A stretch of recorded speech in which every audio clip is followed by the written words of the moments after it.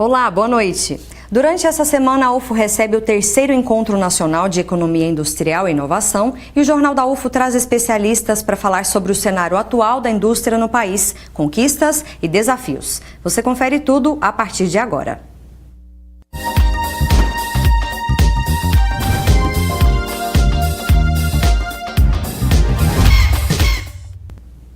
Acontece até esta quinta-feira a 3ª edição do Encontro Nacional de Economia Industrial e Inovação aqui na UFO, com o tema Indústria e Desenvolvimento Econômico, Desafios e Perspectivas. Agora à tarde, várias pessoas se reuniram no campus Santa Mônica da UFO para saber mais sobre um tema que está em alta, a Indústria 4.0. Os alunos logo apareceram no evento do 3º Encontro Nacional de Economia Industrial e Inovação. O auditório ficou lotado e os estudantes atentos para entender melhor um termo que se destaca a cada dia, a Indústria 4.0.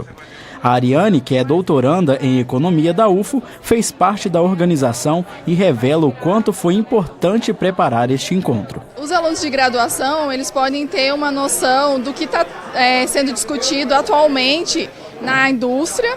Outras, também a própria questão da apresentação de artigos científicos, então para o pessoal de graduação isso ajuda muito até na definição de tema para monografia, por exemplo, ou uma iniciação científica.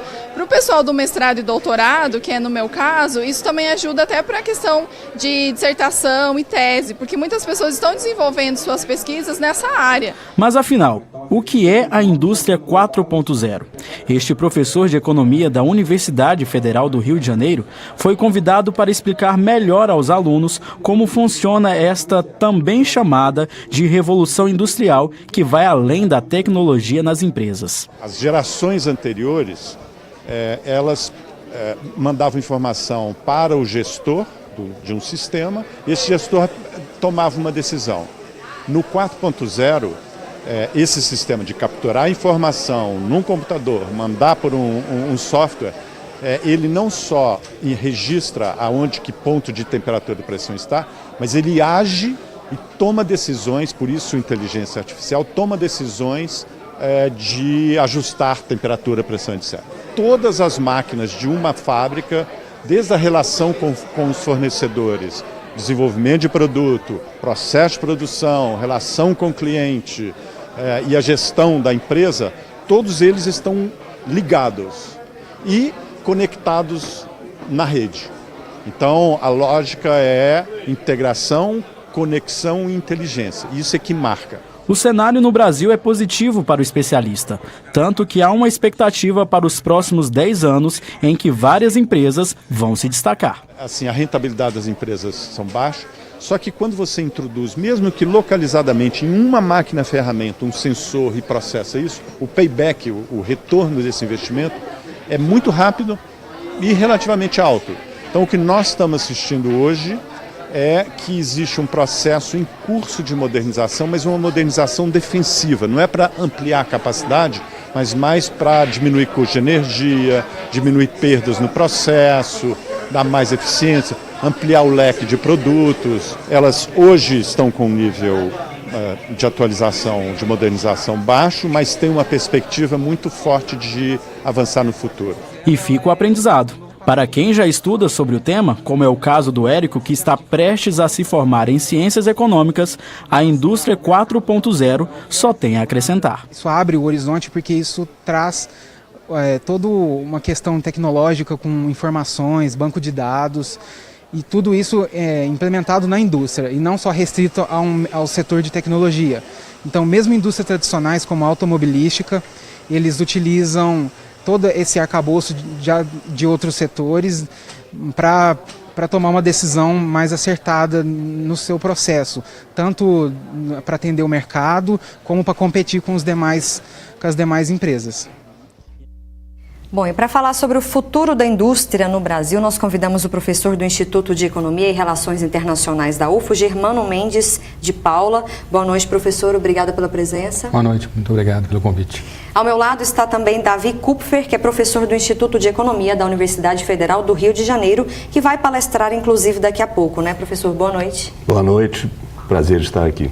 Para a gente começar, né, antes de entrar nesse cenário da indústria no Brasil e no mundo também, acho que é importante a gente contextualizar quem está em casa, né, professor, sobre a proposta desse evento, por que trazer essa discussão aqui para a comunidade da UFO.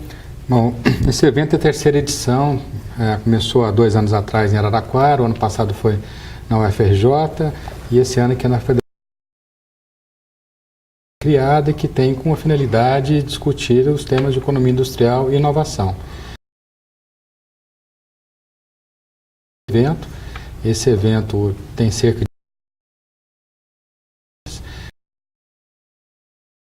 de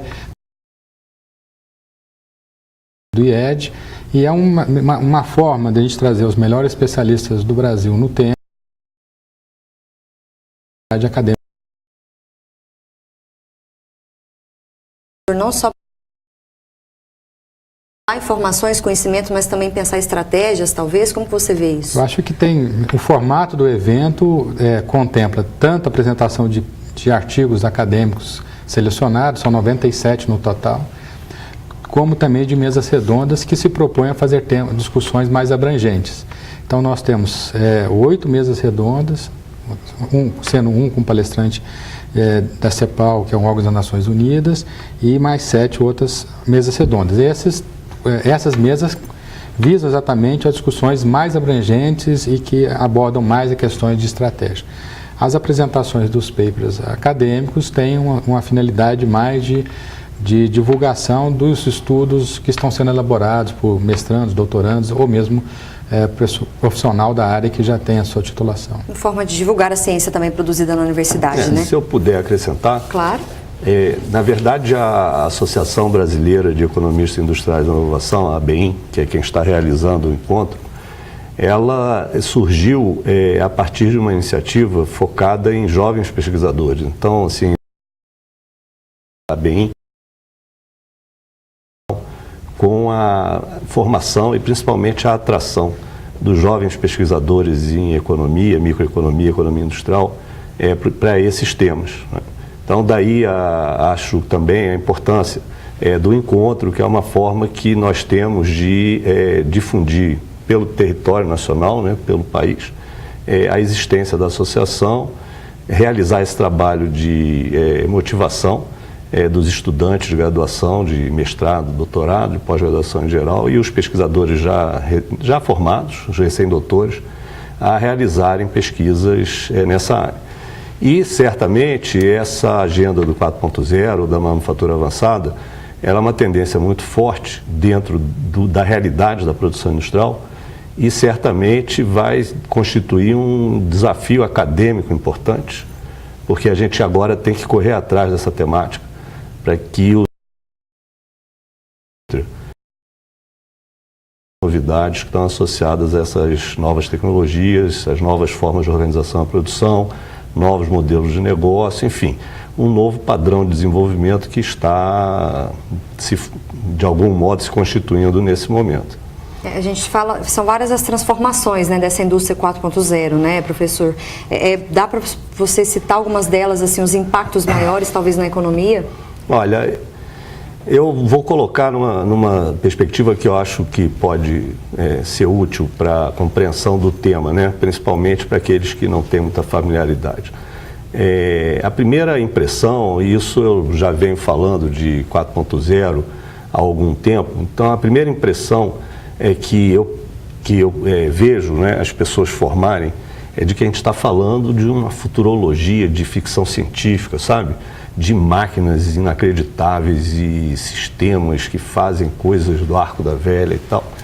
Quando, na verdade, o mais importante é exatamente a percepção inversa, em que existe um processo em que um monte de inovações, um monte de tecnologias que já são difundidas, que já estavam visíveis e sendo utilizadas isoladamente, elas começaram a convergir, começaram a trabalhar em conjunto. E essa convergência, que hoje em dia a gente fala até que é um blend, uma mistura, é que está produzindo os impactos, as transformações, entendeu? Então, eu gosto de dar esse exemplo, assim, uma tela de toque, né, ela já existe há muito tempo, né? Então, alguns bancos já usavam isso há 20 anos atrás. Mas a partir do momento que ela virou algo que comanda sistemas, aplicativos e toda uma infraestrutura por trás daquilo, isso começa a gerar transformações. E essas transformações geram novos produtos, novos processos, novas formas de organizar a produção, que a gente chama de modelo de negócio, e isso vai se difundindo e gerando novas oportunidades, vai movendo a economia, né? Essa é a questão fundamental, essa convergência do que a gente chama de tecnologias emergentes e não de novos princípios científicos revolucionários, descobertas absolutamente de ruptura, descontinuidades. Não é bem isso. Ou que estão muito longe do pessoal. Na verdade, é a maturação de uma família de tecnologias, particularmente agora chamadas de digitais, mas que são as tecnologias de informação e comunicação, as TICs, né? A gente já fala disso há 20 anos ou mais, 30 anos. E isso é que, de fato, está numa nova fase, em função do barateamento dos sistemas, dos componentes, né? Se tornou isso muito mais acessível ao consumidor, à pequena empresa, à grande empresa, aos que produzem, né? Então, essa difusão desses sistemas é que, à medida que eles vão sendo trabalhados em conjunto, utilizados em conjunto, vão gerando as novidades mais importantes. O que você acha, professor Germano? Como é que essa indústria 4.0 tem afetado a economia? A gente pode falar de perdas de emprego, está relacionado? Acho que é uma grande discussão em qual a possibilidade do efeito líquido, né? Ao mesmo tempo que essas novas tecnologias podem proporcionar novos negócios, ao mesmo tempo que ela pode gerar efeitos negativos na mão de obra já existente, né? Eu acho que nós estamos numa fase ainda muito preliminar para ser taxativo de qual é o efeito. Eu acredito que a melhor forma de fazer a análise deveria se contemplar a análise de setores a setores do que imaginar uma análise macroeconômica do efeito da transformação tecnológica. Eu acho que tem setores que o efeito líquido será de fato negativo, em particular para aqueles setores que até hoje não têm um processo de automação muito avançado. Os setores que já têm um processo mais avançado, eu acho que o efeito marginal, de efeito de eliminação do emprego, será muito menos importante do que as pessoas vislumbram.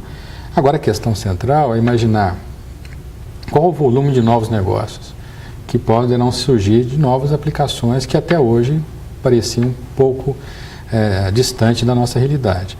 Então, na pesquisa que o Davi foi um dos coordenadores no ano passado, realizado do ano passado para esse ano, que chama I-2027, que eu também fiz parte, uma das preocupações principais foi verificar como que essas tecnologias, qual que é o grau de difusão dessas tecnologias para as grandes empresas brasileiras, pensam hoje no horizonte de 10 anos, que seria o 2027. A perspectiva é de que elas serão crescentemente importantes, mas a difusão atual, o impacto atual ainda é relativamente reduzido, né? Pelo menos da indústria que eu tive, das indústrias que eu analisei mais, que são indústrias de processo contínuo.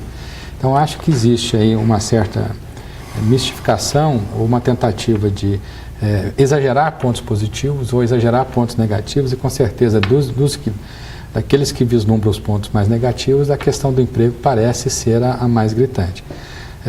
Agora, a questão a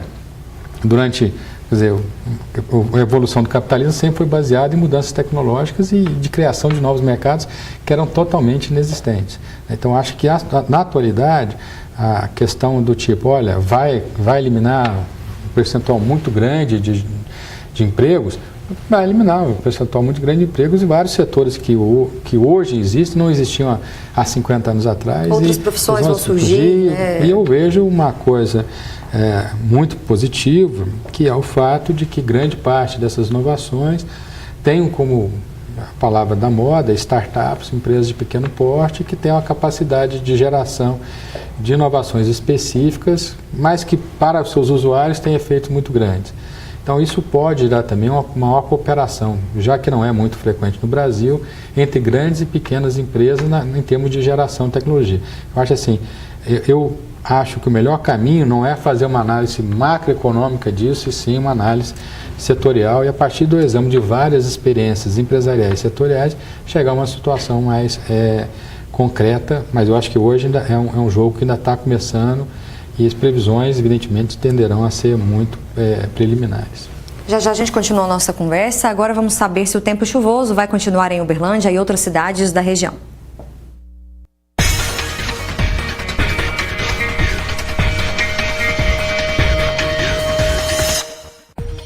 O dia se mantém nublado e com pancadas de chuva em Uberlândia, mínima de 20 graus e máxima de 28.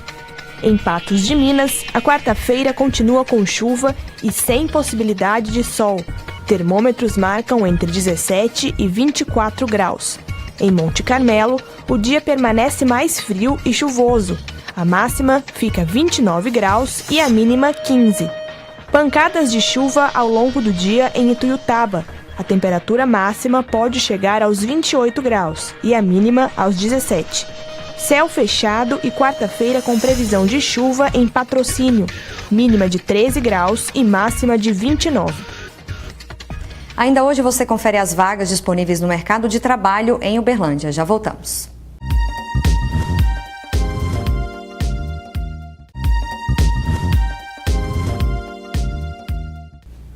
Você que está em busca de emprego, preste atenção nas vagas disponíveis em Uberlândia.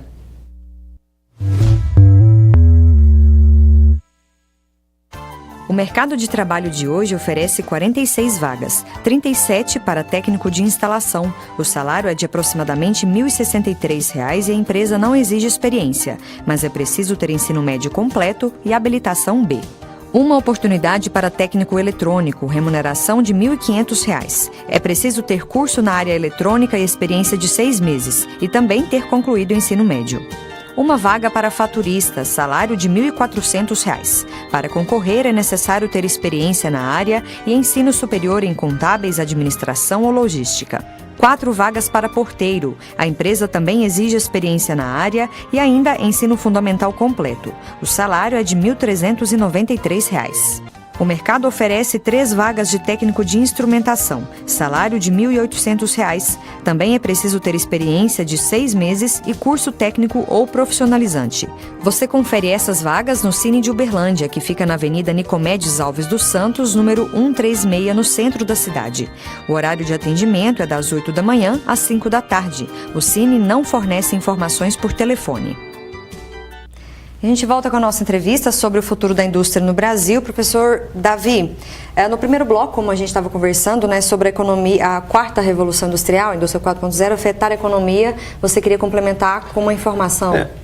Na verdade, os impactos são em múltiplas áreas, mas certamente o que mais chama atenção e que até mais preocupa é o impacto no emprego, né? Acho que o Germano colocou corretamente aquilo que se pode ver, mas numa dimensão dos impactos sobre o mercado de trabalho, que é a dimensão quantitativa, a geração de empregos e a eliminação de empregos. Boas bases de leitura, literatura, para acreditar que essa de fato não é a principal, o principal foco de preocupação, porque muitos empregos serão eliminados e outros serão criados e vai se repetir um processo histórico de ajustamento e transição até que todo mundo volte a ter ocupações em outras coisas. Mas as outras 2 dimensões, quer dizer, que além da quantitativa, existe a dimensão da qualidade do emprego, das relações de trabalho e a dimensão da capacitação para o trabalho, da empregabilidade. São 2 dimensões diferentes e que certamente essas novas tecnologias vão impactar pesadamente. Então, numa primeira dessas dimensões, que é nas relações de trabalho, a tendência que a gente já enxerga é que o trabalho presencial vai perdendo peso, vai perdendo participação no processo de trabalho. O trabalho passa a ser ou remoto ou realizado em locais diferentes do que aquele conceito da fábrica, em que todos se dirigem àquele lugar para produzir coletivamente. E isso é uma mudança disruptiva.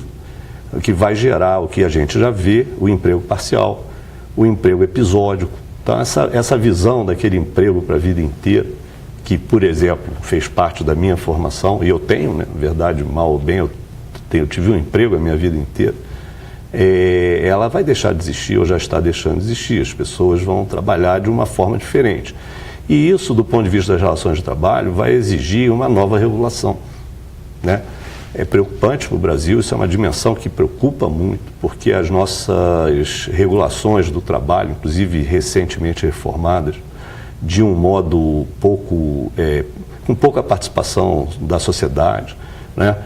A gente tem uma CLT muito complexa, que dá margem a muitas sugestões de mudanças, etc., e que, mal ou bem, mais cedo ou mais tarde, provavelmente não vai demorar muito, vai ter que ser reestruturada para dar conta dessas novas formas de trabalho.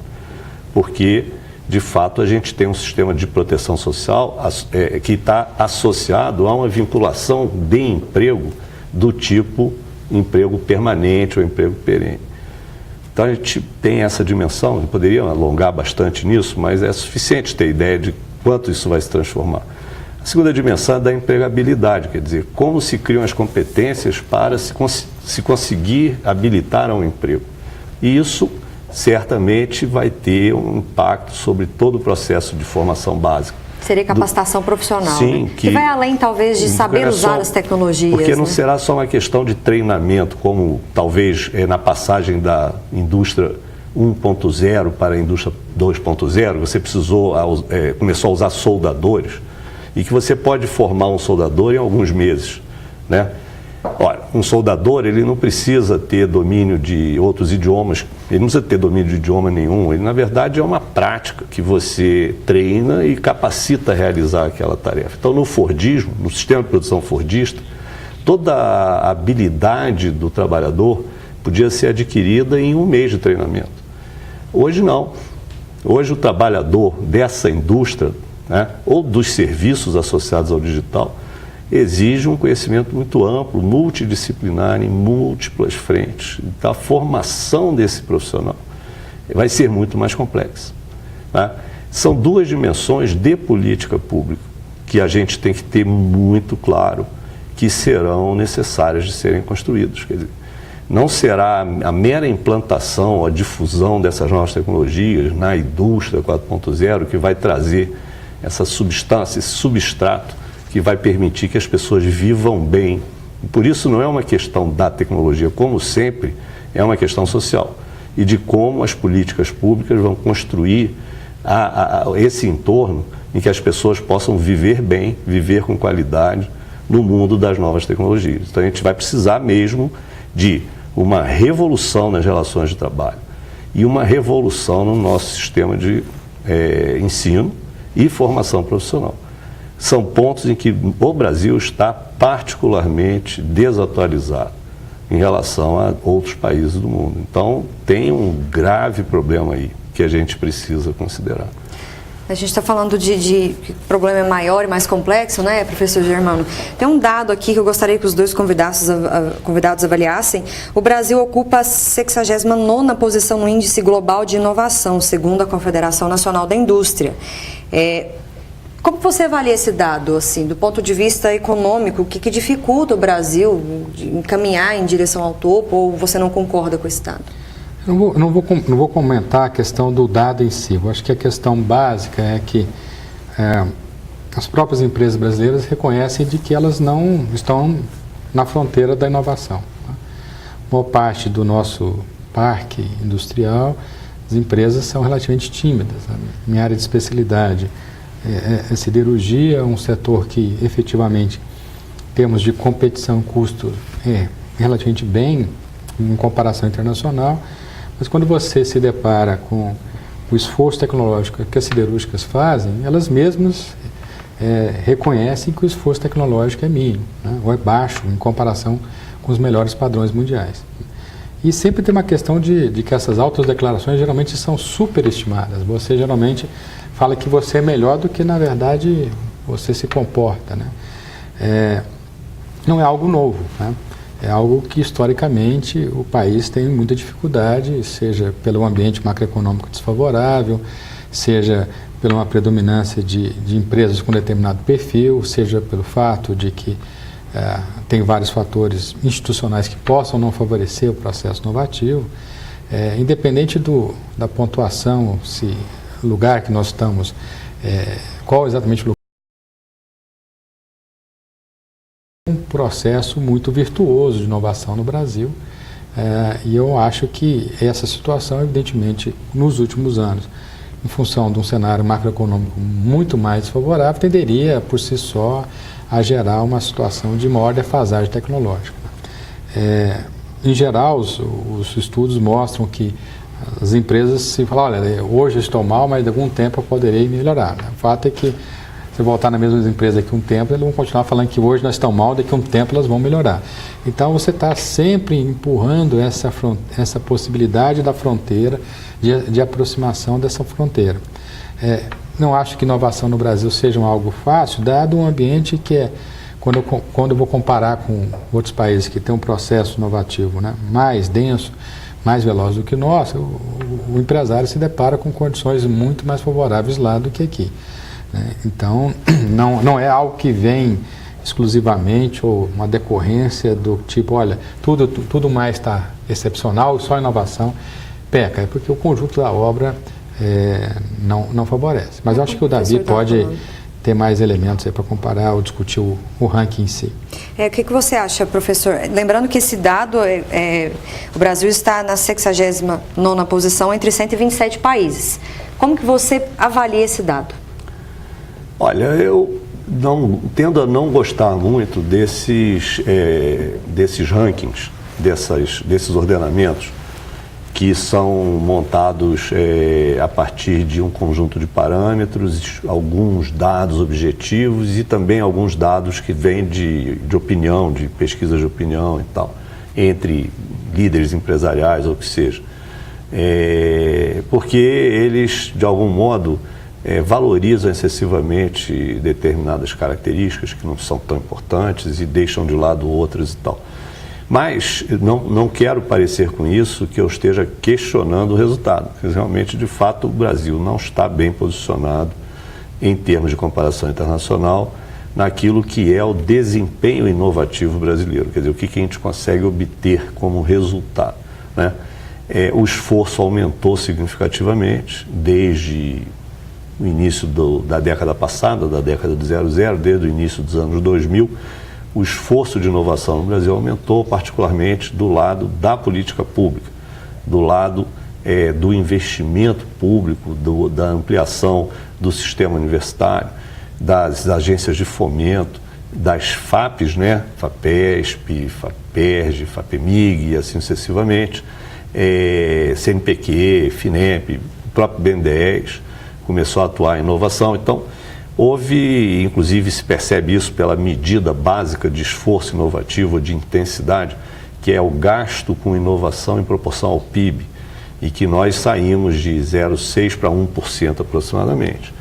Tem países que gastam 3%, tem países que gastam 4%, a Coreia dizem que estão gastando 4%, a China gasta 2,1%, os Estados Unidos gasta 3%, Israel gasta quase 4%, a gente gasta 1% do PIB brasileiro é dedicado à inovação, a produzir inovação.